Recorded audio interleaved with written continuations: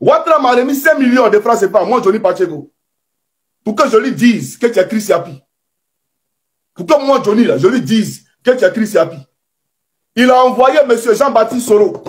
Nous nous sommes rencontrés à l'hôtel du Golfe, derrière la maison de Ouattara. Il avait un sachet. Il a pris 5 millions. Et puis il m'a remis. Et il dit, il faut me dire qui a écrit Siapi, là. Je n'ai pas voulu parler, je n'ai pas voulu dire un mot. Il a insisté pour dire que non, moi, il peut avoir confiance en lui. Qu'il n'y a pas de problème à ce niveau, il peut avoir confiance en lui. Mais avant même que je le rencontre, il y a l'illettré là, l'illettré qui est à Korogo là, qui dit qu'il est maire de Korogo là. Cet illettré gros bras qui était le gros bras de Ouattara pendant la crise post-électorale à l'hôtel du Golfe. Cet illettré là, qui ne s'est pas écrit son nom là. Ce monsieur là, il m'a fait appel à la présidence. Il m'a fait appel d'urgence à la présidence. Parce qu'apparemment, il est le conseiller d'Alassane Draman Ouattara. Quand je suis allé à la présidence, je suis allé voir. Ce jour-là, j'ai croisé un de tes chauffeurs, un de tes gars du corps. Comment on appelle ça, dans le couloir de la présidence. Et je suis allé voir l'aspect. Il m'a demandé qui a écrit Siapi. Je n'ai pas répondu, je lui ai dit je ne vais pas te répondre. Il dit c'est pas Congo là. Parce que nous-mêmes, on sait que c'est pas Congo. Voilà ce qu'il me dit. Hein. Nous-mêmes là, on sait que c'est pas Congo. Donc, de qui tu veux parler? Je ne l'ai pas répondu. Il est là, il est musulman. Non? Il m'a appelé pour rien. Parce que quand il est dans son bureau là, il ne lui a rien dit du tout. Mais il m'a dit que lui, il sait que tu es Chris Siapi. Mais allons plus loin. Quand je suis allé dans ton bureau, à la mairie, j'étais avec mon ami Clark Delodi, que je vais présenter ici. Clark Delodi, que voici. Voilà, comme ça tu vas savoir de quoi il s'agit véritablement. Lui là, j'étais avec lui. Avant de commencer cette vidéo, s'il vous plaît, faites ceci. Oui, lâchez un pouce bleu. Et si vous n'êtes pas encore abonné, c'est le moment de le faire et de faire agrandir la communauté ensemble. Johnny Pacheco est l'un des activistes qui secoue vraiment le gouvernement de la Côte d'Ivoire de la tête jusqu'aux pieds. Et le procureur de la République a pris une initiative d'entretenir la jeunesse face aux réseaux sociaux et surtout à ce qui concerne les informations qu'on diffuse et des relais des informations. Alors, vous savez qu'aujourd'hui, juste avec un petit commentaire négatif de l'un de vos abonnés ou non abonnés, vous pouvez vous retrouver en prison. La presse ivoirienne, la population ivoirienne et les blogueurs ivoiriens, s'il vous plaît, approchez-vous et écoutez ce qu'il dit et après on va revenir pour des analyses. Let's go. Je voudrais m'adresser à ceux qui animent les panels. Le TikTok. Les panels TikTok, ainsi de suite. Quand vous engagez ces panels, si quelqu'un tient des propos injurieux, des propos qui tombent sous le coup de la loi, comme je viens de le démontrer, retirez la personne immédiatement.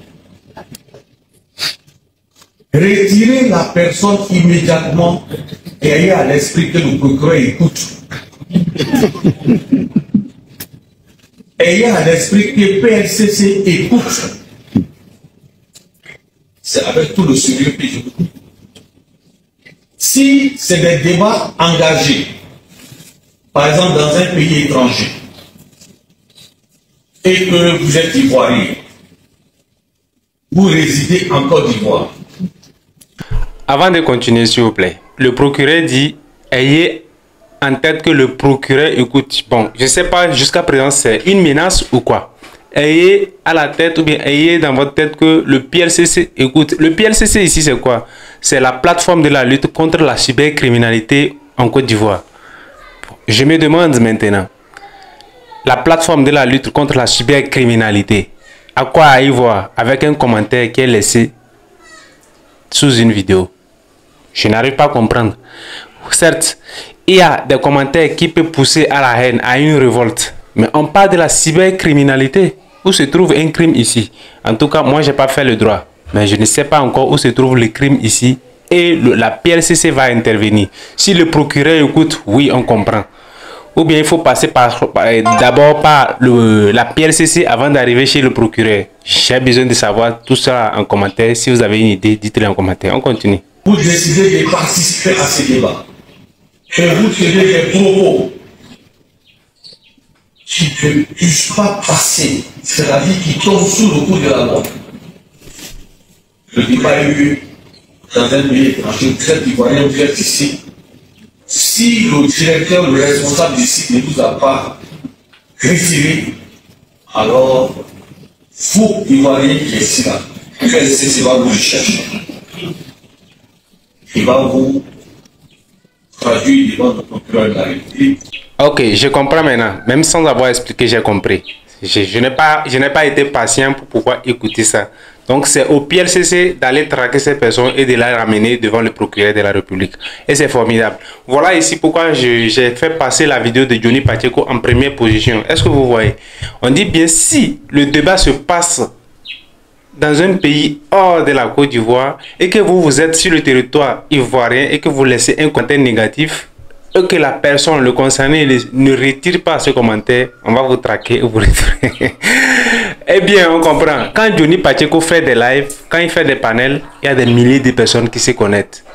Et comme toute personne, on peut avoir des bons grains comme des mauvais grains. Des personnes qui sont venues avec des mauvaises intentions de mettre des mauvais commentaires et autres.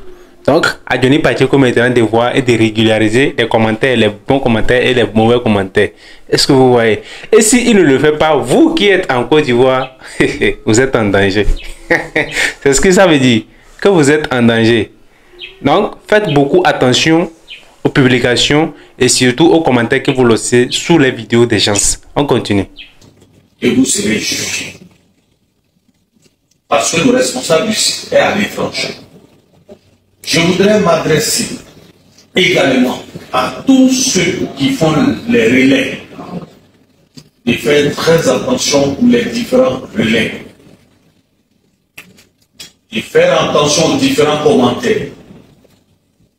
Parce que je viens de vous dire que vous avez l'obligation de mettre en place des modérateurs, d'être vigilants.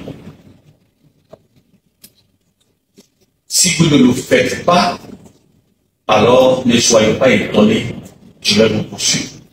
Si je constate, après les échanges d'aujourd'hui, que ces infractions persistent sur les différentes pages, vous avez le choix. Soit vous fuyez. Oui. Non, vous avez le droit. Vous fuyez. Mais attention, je vais vous faire mise en observation. Je ne sais pas comment vous allez fuir. Soit vous fuyez, soit vous vous rendez. Parce que je ne peux pas utiliser votre temps précieux pour venir échanger avec vous pendant une demi-journée et puis dire que les directives du procureur ne sont pas appliquées. Alors que ce n'est pas lui qui les a inventées, c'est ce que la loi dit. Je suis chargé d'appliquer la loi, je ne suis pas chargé de concevoir la loi. La loi, elle est ce qu'elle est et je suis venu vous dire qu'il faut mettre tout en œuvre pour éviter que vous tombez sous le coup de la loi. Afin que nul n'en ignore, je l'ai dit et répété, la récréation est terminée. À compter d'aujourd'hui, nous allons passer à une phase supérieure de la répression. Mais nous voulons faire d'abord de la sensibilisation. Parce que tous ceux qui sont dans cette salle, je sais que personne d'entre vous ne va comparaître devant moi. Et j'ai foi en cela. Amen. Oui. Voilà. Maintenant, si d'aventure, vous arrivez devant moi, je vous souhaiterais la bienvenue au parc. Voilà. Pour dire, ce n'était pas un abusement, je suis venu vous mettre en garde. Oui. Ce n'est pas des menaces. Mais, je dis, l'heure est grave. Ben, vous voyez ce qui se passe. Les réseaux sociaux ailleurs, à cause des fausses informations entraînées des génocides ailleurs. Mais évitez ça. Ceux qui vont vouloir vous utiliser, pour vous envoyer des informations pour que vous puissiez les partager, comme le commissaire l'a dit ici, mais ayez à l'esprit que le procureur vous observe. Ça, c'est très bien. Je suis partant. Je suis la première personne à dire sur la toile ici qu'on peut dénoncer sans insulter. On peut dénoncer sans insulter, on peut dénoncer sans casser. Et il y a une manière de communiquer. On ne partage pas des informations parce qu'il faut partager.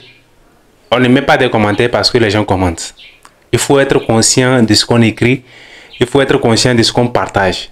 Alors, jeunesse ivoirienne, vous pouvez dénoncer sans insulter. Vous pouvez dénoncer sans faire autrement.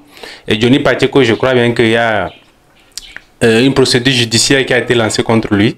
Je ne sais pas comment ça va terminer. De toutes les façons, il reste toujours le premier responsable de tous ces actes et il affirme aussi pleinement.